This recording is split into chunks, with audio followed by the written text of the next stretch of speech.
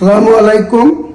আমি হুমায়ুন কবির, 69 ভরতপুর বিধানসভার বিধায়ক।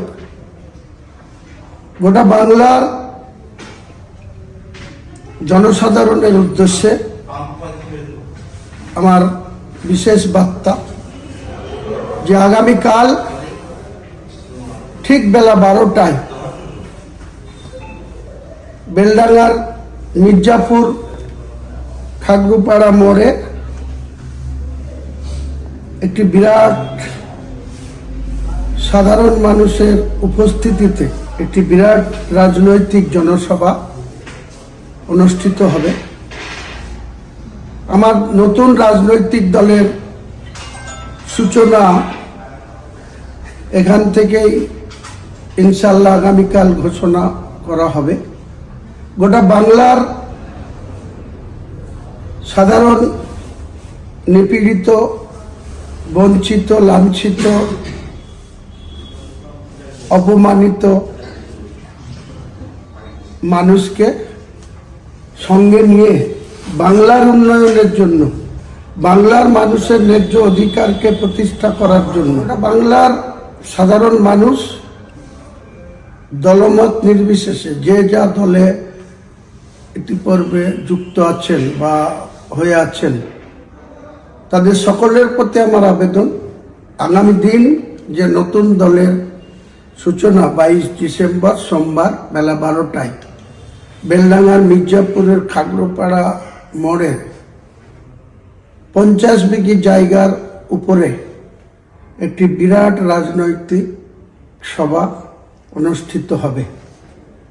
এই নতুন দলের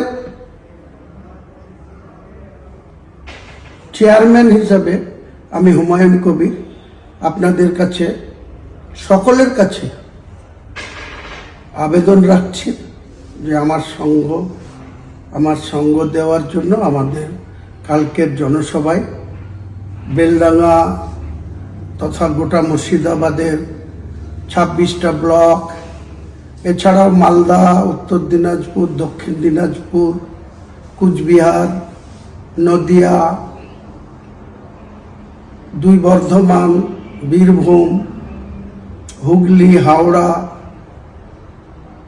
দক্ষিণ 24 পরগনা, উত্তর 24 পরগনা, সমস্ত জেলার মানুষকে, 2 মেদিনীপুর, সমস্ত রাজ্যের মানুষকে আমার তরফ থেকে করুণ আবেদন থাকলো, আপনারা যেভাবে পারবেন কালকে এই নতুন রাজনৈতিক দলের সূচনাতে আপনারা শরিক হন, উপস্থিত হন, অংশীদার হন। আপনাদের মূল্যবান সময় এখানে 4 ঘন্টার জন্য দেন। আমি কাল বেলা 12টায় আনুষ্ঠানিকভাবে বাংলার মানুষের কাছে একটা নতুন দিশা দেখানো, নতুন পথ চলা, নতুন শপথ নেওয়া অঙ্গীকার আমরা করব। বর্তমান যে শাসক, তার যেমন পতন ঘটানো আমাদের উদ্দেশ্য, তাদের যেমন ক্ষমতাচ্যুত করা আমাদের উদ্দেশ্য, একই সঙ্গে ভারতীয় জনতা পার্টি বাংলাকে দখল করার উদ্দেশ্য নিয়ে তাদের যে রাজনৈতিক মিশন, তাদেরও গঠনমূলক বিরোধিতা করা আমাদের মূল উদ্দেশ্য।